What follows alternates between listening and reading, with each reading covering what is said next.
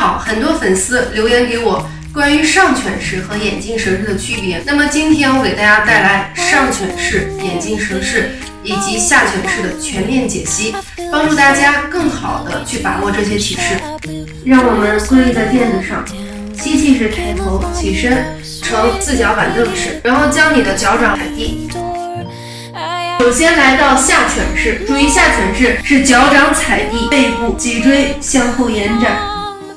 然后从下犬式到上犬式，注意脚背触地。上犬式的注意事项就是，除了脚背在垫子上，你的下半身全部都要远离垫子，脊椎要向上延展。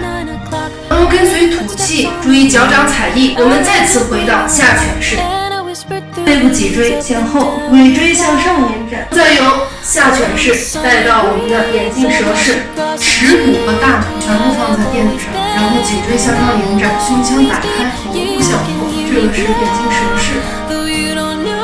然后跟随吐气，将臀部向上抬高。做完上犬式、下犬式，我们一定要回到最终的婴儿式。